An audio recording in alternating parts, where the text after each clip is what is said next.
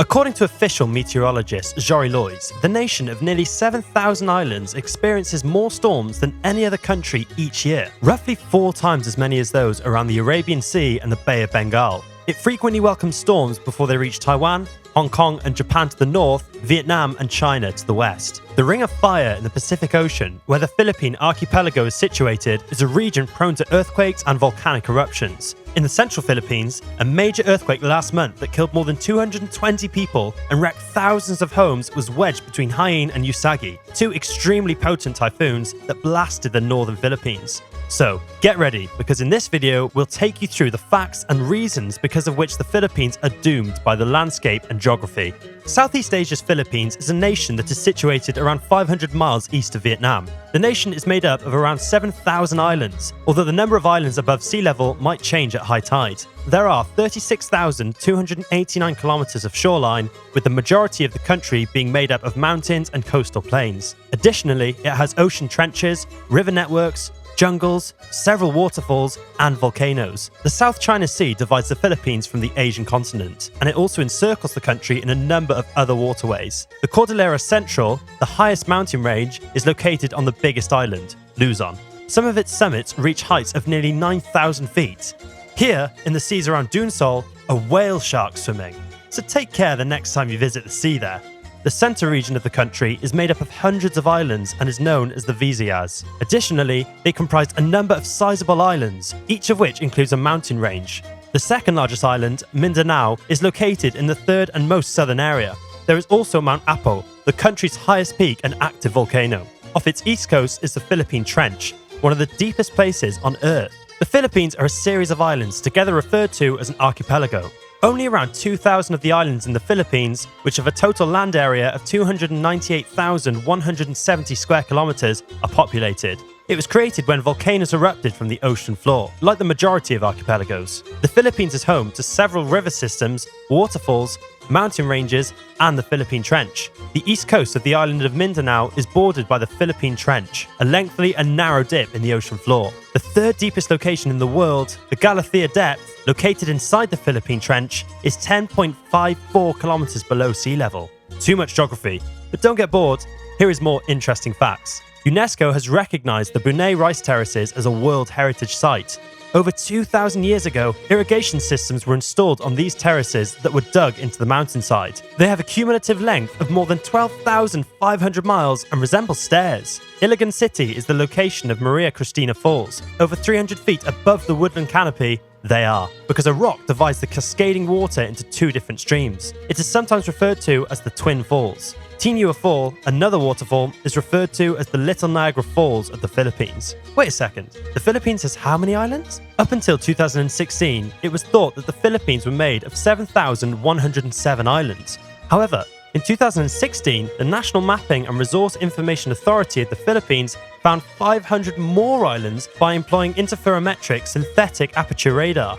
With a total area of over 105 square kilometers among the more than 7,000 islands that make up the Philippines, Luzon is the biggest. The Philippines is home to coral reefs and lush jungles. Yes, heard it right. Ring of Fire, here we go. Due to its location at a significant tectonic plate boundary where many tectonic plates meet and interact, the Philippines is positioned inside the Pacific Ring of Fire. The movement and collision of these plates are to blame for the region's regular earthquakes and volcanic activity. Furthermore, the Philippines are particularly vulnerable to earthquakes and volcanic eruptions since they are located in an area of significant seismic activity. A broad, horseshoe-shaped, seismically active band of earthquake epicenters, volcanoes, and tectonic plate boundaries that surround the Pacific Basin is known as the Ring of Fire. Sometimes known as the Circum-Pacific Band or the Pacific Ring of Fire. The belt travels a large portion of its 40,000 kilometers, 24,900 miles, via networks of island arcs. The belt's whole length is marked by volcanoes, which is why it's known as the Ring of Fire. The belt is framed by a number of deep ocean troughs on the oceanic side, with continental landmass behind. The vast majority of earthquakes, most of the greatest earthquakes, and over 75% of the world's volcanoes all take place inside the Ring of Fire. The Philippines has frequently seen powerful storms, even though Typhoon Haiyan seems to be the worst natural calamity to have ever struck the nation. The Philippines, a country doomed by geography and crippled by poverty, has long sought to lessen the harm done by the 20 or so typhoons that strike the vast archipelago each year. However, despite a mix of prevention and mitigation strategies, significant levels of mortality and devastation continue. According to meteorologists, the Philippines are directly in the path of the world's most frequent typhoon generator due to their position in the Northwest Pacific. Typhoons frequently hit the Philippines, with 20 or more storms passing across its territory annually. Typhoons, which are more often known locally as bagyo and frequently occur in the Philippine Sea and less frequently in the South China Sea, are most active from June to September, with August being the month with the highest activity. At least 10 typhoons are predicted to hit the island country each year, with 5 of them predicted to be extremely damaging. The nation was named the most exposed country in the world to tropical storms by Time magazine in 2013. Typhoons and other extreme weather occurrences present the Philippines with a number of dangers and concerns, and the situation is projected to get worse as a result of climate change. The Philippines was struck by a Category 5 super typhoon that destroyed 7 provinces on 2 crucial days at the tail end of 2021.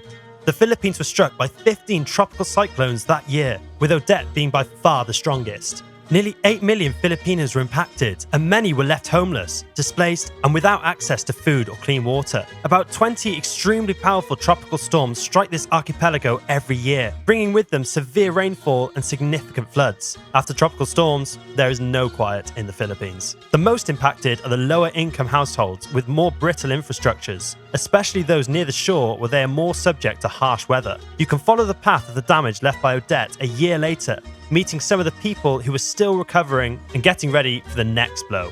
Over the last few decades, the Philippines' development performance has lagged behind that of many of its East and Southeast Asian counterparts. The nation had one of the greatest per capita GDPs in the area in the 1950s and 1960s, surpassing Thailand, Indonesia, and the People's Republic of China. The Philippines, nonetheless, has now slipped behind. Its growth has been inconsistent, with repeated booms and busts, in addition to being sluggish. Due to this, inequality has increased, poverty incidence has decreased very slowly, and family incomes have not increased considerably. These trends serve as frequent reminders of the problems the Philippines face in the new millennium. Let's get a detailed illustration. As the economy entered the 1990s, calamity struck. In 1990, there was a significant earthquake that severely damaged the central and northern Philippines, and in 1991, Mount Pinatubo erupted. That year saw a contraction as a result of the volcano's tremendous devastation. 1992 saw the holding of presidential elections, but not before the new administration could get to work on its development plan.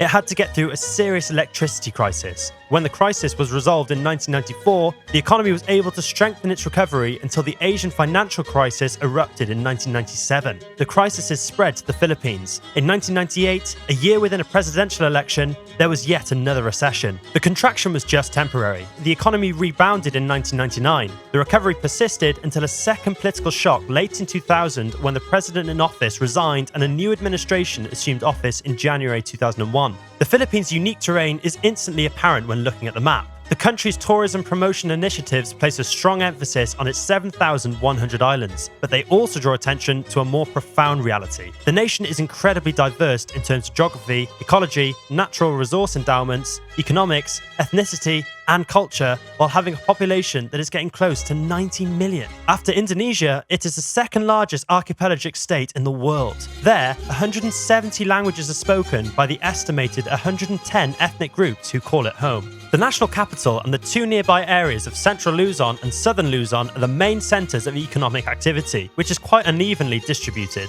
Southern Luzon was divided into the Mimaropa and the Calabarzon areas in a more recent categorization. It is becoming clearer that the Philippines' most connected areas are expanding more quickly than the rest of the nation. In turn, these areas are similarly connected to their hinterlands as they are to nearby Hong Kong, China, and these international links may even be stronger than those that are internal. Development at the local level is increasingly fueled by international trade. How well these areas can link to the global economic development engine depends on the access to ports, airports, and telecommunications.